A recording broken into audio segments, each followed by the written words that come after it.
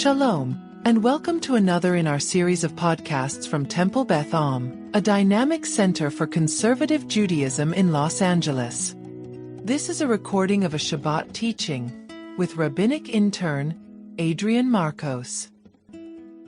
This text study is really going to focus on the beginning part of our Parsha, which is talking about the vestments, the clothing.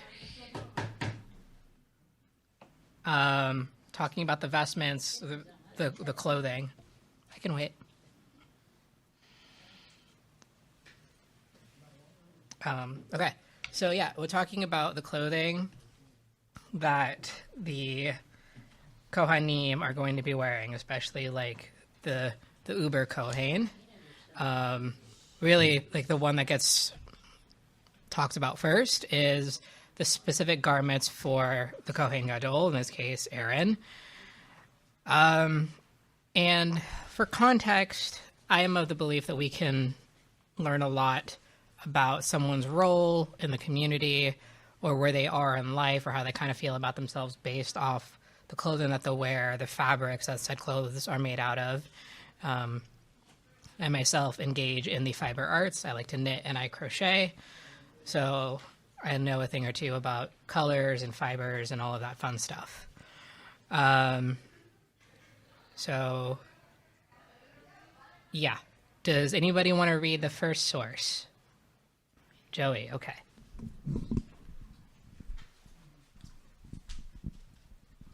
So is this one line here? Yep, just that one line. Okay. V'asita bigdei kodesh laharon achicha l'chavod u'tifaret. Make sacral vestments for your brother Aaron for dignity and adornment. Thank you, Joey.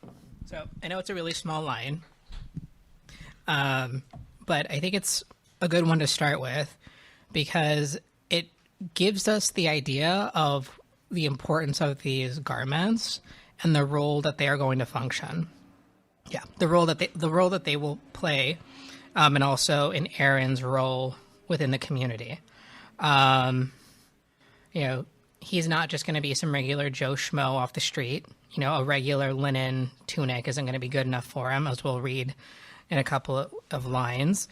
What is going to be made for him is something that is going to have to stand out. It's going to be garments befitting his role within the community. So does anybody want to read the second source? Could be Hebrew, English.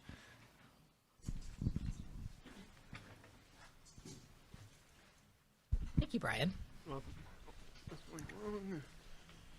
These are the vestments they are to make: a breastpiece, an ephod, a robe, a fringed tunic, a headdress, a sash. They shall make those sacred vestments for your brother Aaron and his sons, for priestly service to me.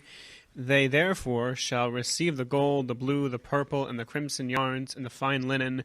They shall make the ephod of gold, of blue, purple, and crimson yarns, and of fine twisted linen worked into designs. Awesome. Thank you, Brian. Okay, so what in this verse sticks out to people? Just like first glance, first read? So they have the word, I believe it is twisted, twice. Fringed and twisted. The word for fringed here is tashbates, as opposed to tzitzit. Yep.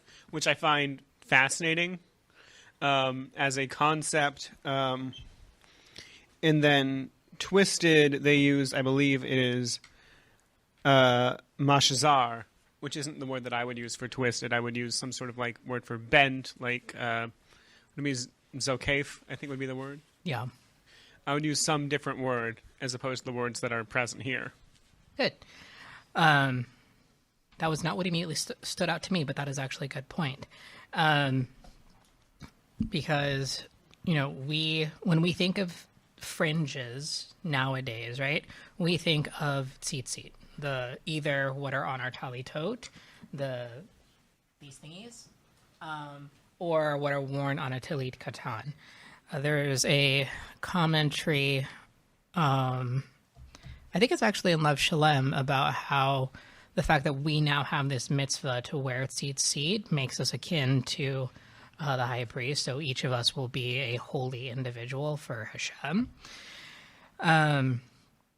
But it's also possible, like here, when it says fringe tunic, it's a different kind of fringe.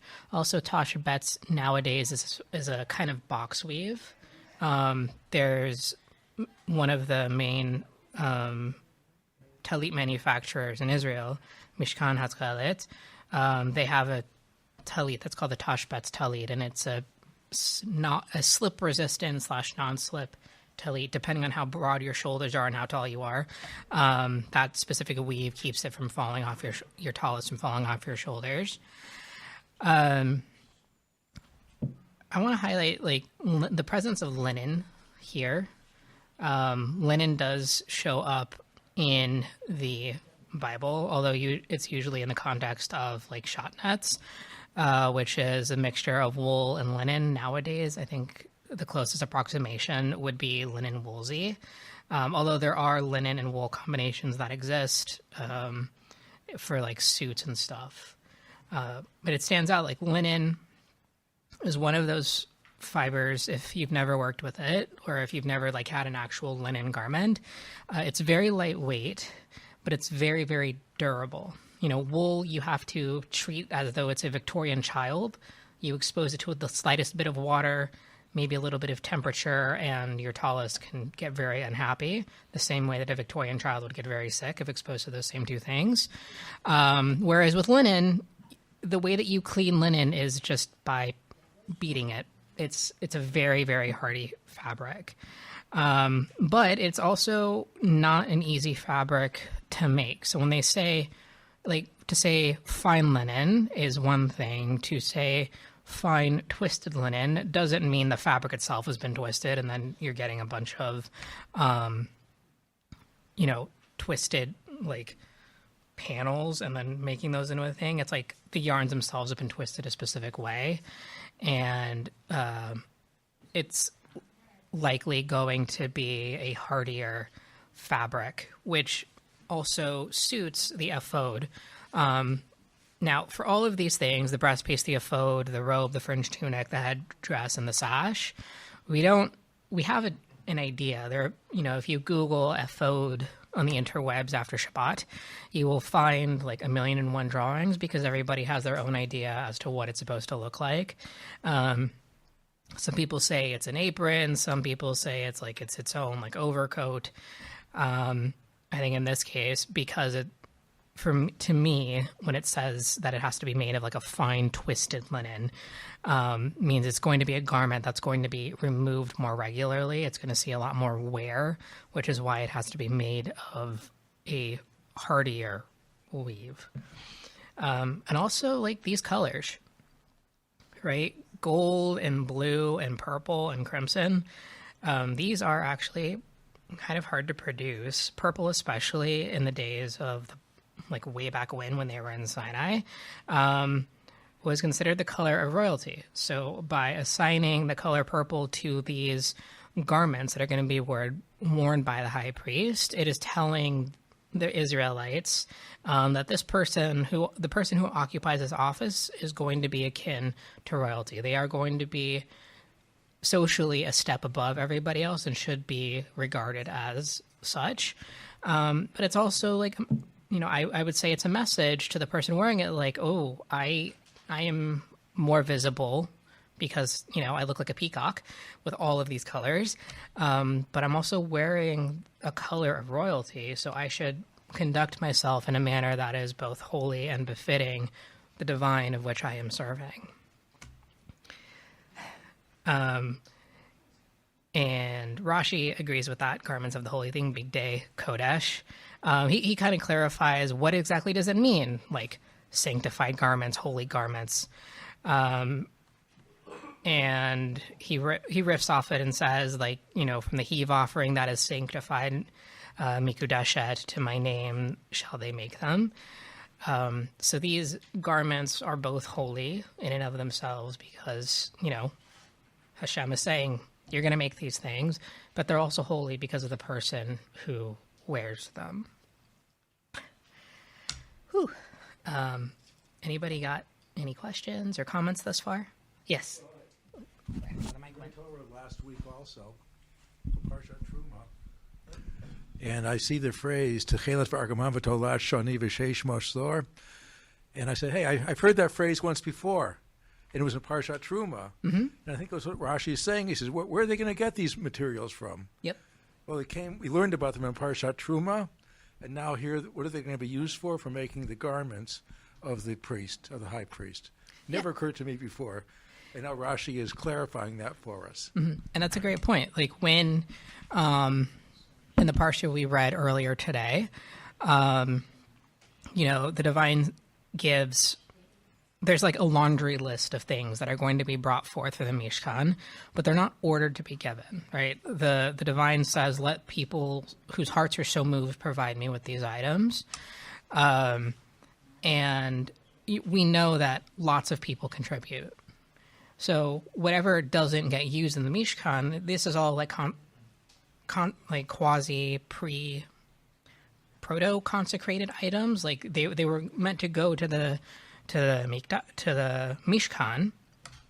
But then all the stuff that was needed got used up, and you have all this leftovers, and you can't just be like, okay, here, give it back to the people. Personally, I think because it would almost feel like an insult. These people gave willingly of their own hearts, and if you give it back to them, it's like, oh well, it could, even if that's not the intention of saying, oh, look, what you gave wasn't good enough, we didn't end up needing to use it, it could still come across that way. So with all of this extra stuff, it's now going to the creation of something that is still holy, although maybe not as holy as the Mishkan. So, yes, Brian. I did notice one more thing. And not to belabor the point, still on the second source, but if you're looking at verse Hey, V'hem yikhu, and they will take et zahav ve'et hatchelet. Mm-hmm. They're taking techelet. It's a specific shade of blue, yep, which is the shade of blue that's on everyone's four-cornered garments. So as rich and as sort of royal as these garments are, there is something somewhat democratic still within this, still sort of representative of the people. Yes. Because everyone would presumably be wearing a four-cornered garment because that was in vogue, and they would have the piece of techelet on that thread. You could view it the other way as instead of the priest reminding the people that I'm still one of you, going the other way, but it's interesting that it's this specific shade of blue and not any other word for blue that you might have. Kahol. Yeah, kahol.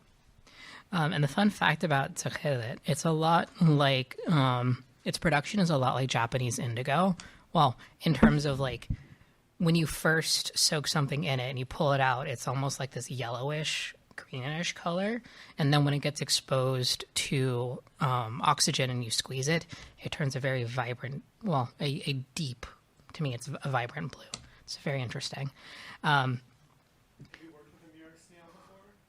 What? Have you worked with a murex snail before? I have not worked with a snail, but I have seen the videos. It actually takes a lot of snails to produce techelet, which is why it's so expensive.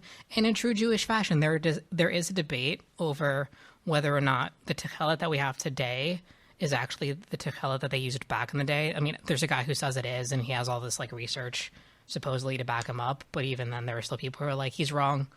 We actually have the real techelet. So who knows? Actually, on the topic of like the democratization, right? I'm actually going to jump forward a couple of sources. It should be on the back page. It's Exodus 28, 7 through 11.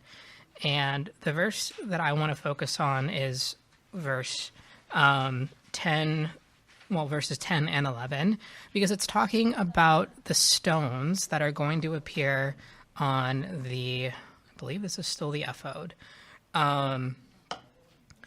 because the names that are engraved are of the tribes of Israel. So, like, even though we know that the Kohen can only come from Aaron's line, and like the Levites tend to the Kohanes, the tribes are still represented on the garment of the Kohen Gadol, right? It's not just a guy who's like, okay, I am at the top. I get to be hoity-toity, and I get to forget everybody else. No, the Kohen Gadol is going to wear something that reminds him that he is in service, not really to the divine, but is also like serving as an intermediary between the tribes, and they'll bring their things to him, and he'll do his thing.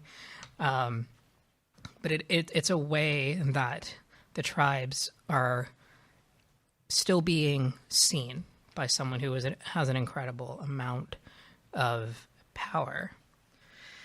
Yeah. Questions, comments thus far? Anything stand out, or you want me to riff on?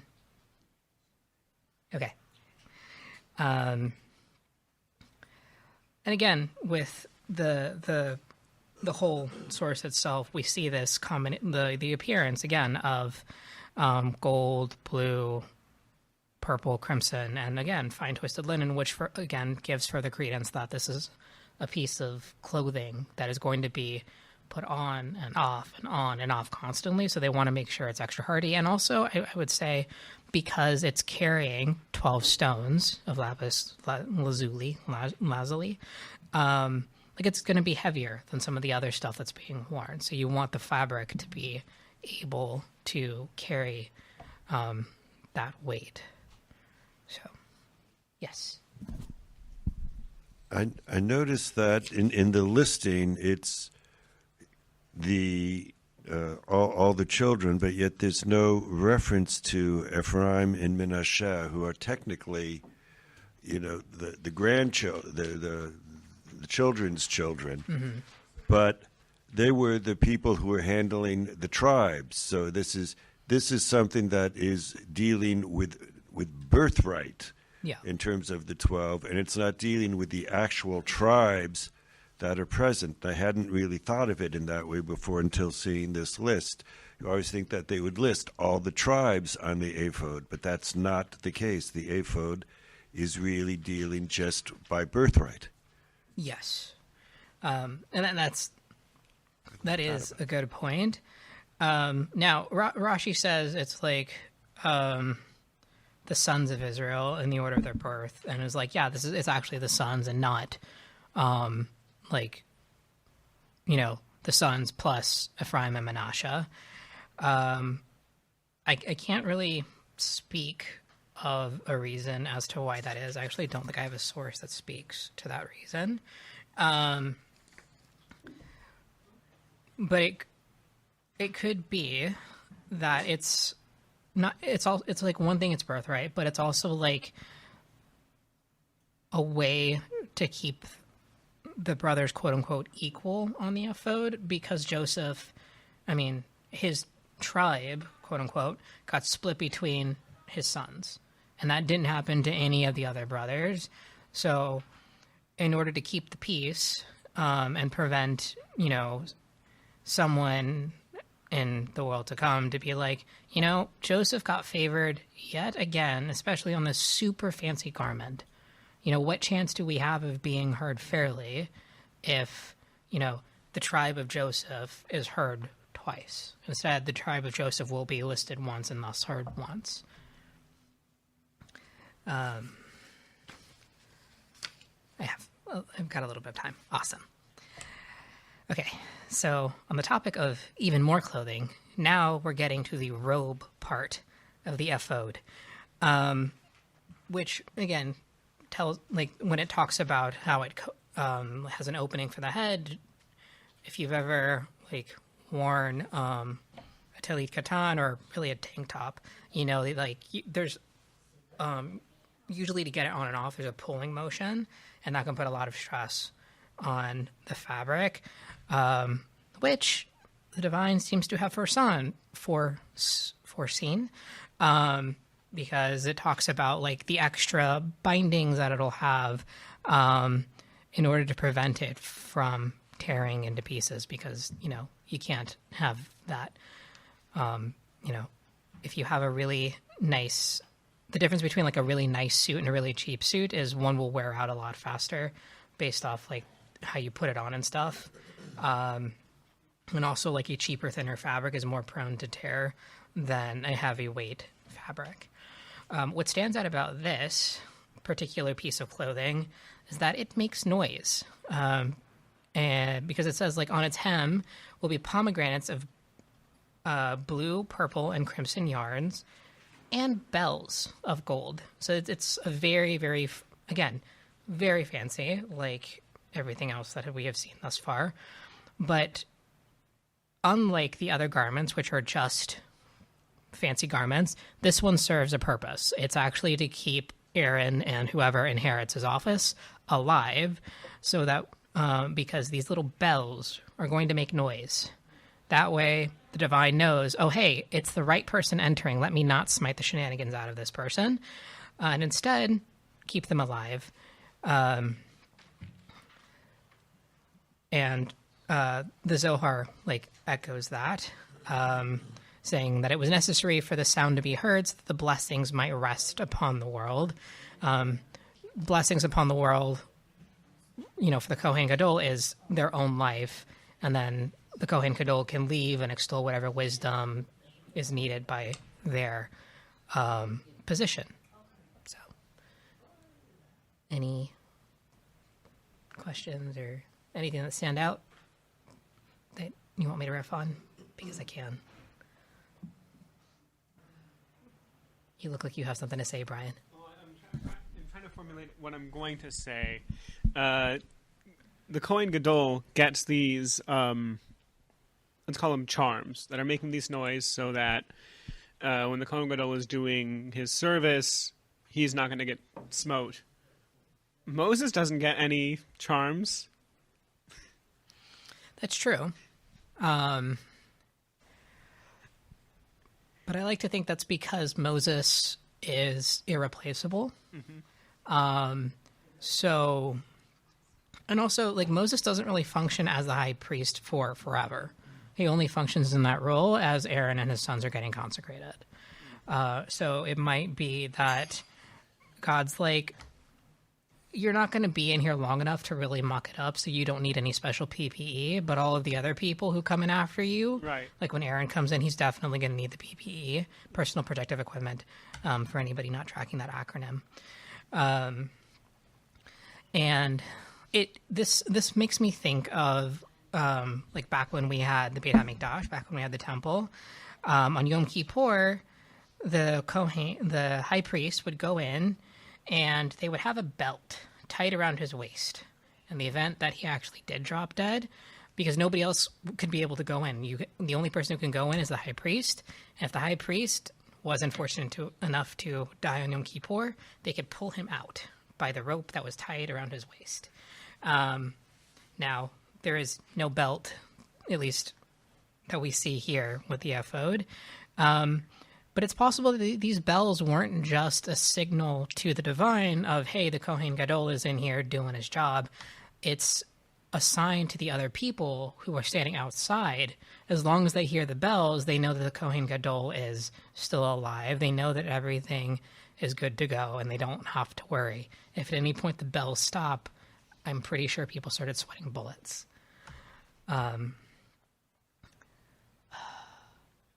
Trying to make sure I don't go over time. But yeah, and if we like look at Rashi, he's kind of echoing all of these idea that the ephod with its bells served as a protective measure, even though the language of it is like a double negative. If I'm reading it correctly. So, yeah.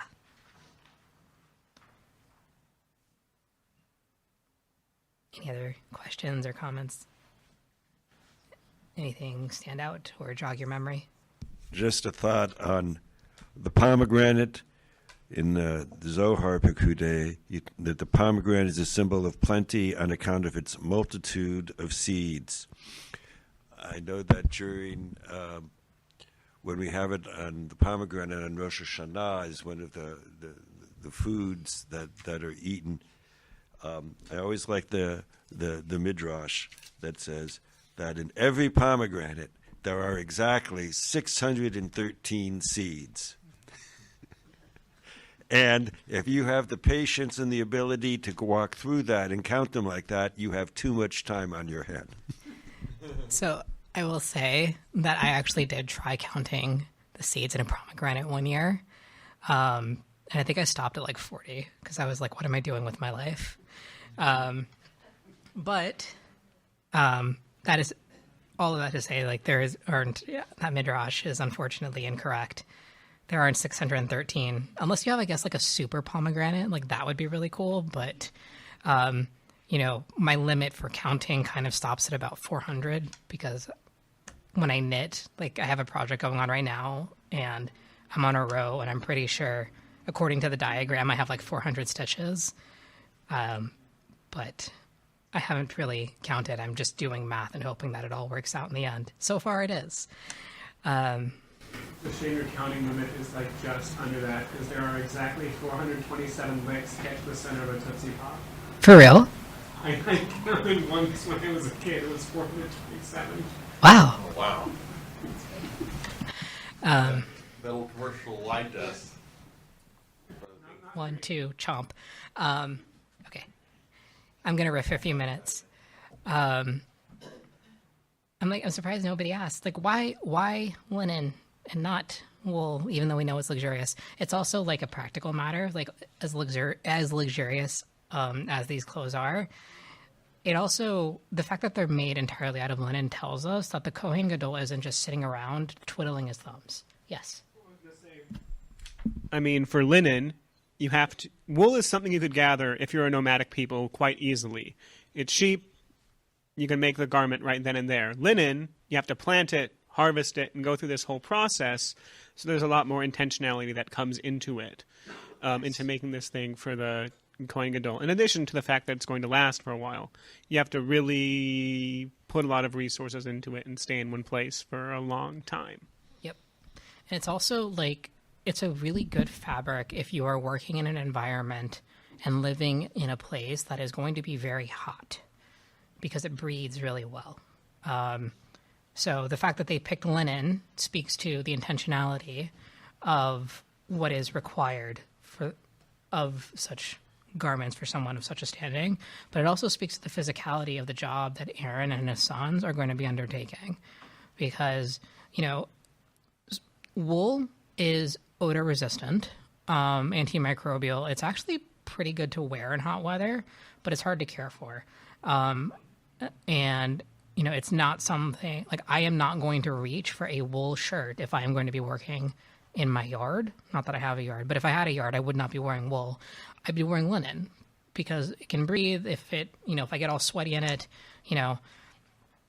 it's a matter of just like, sticking it in water and whatever they had for soap back then and just having one of the Levites paddle it until it was clean and fresh again.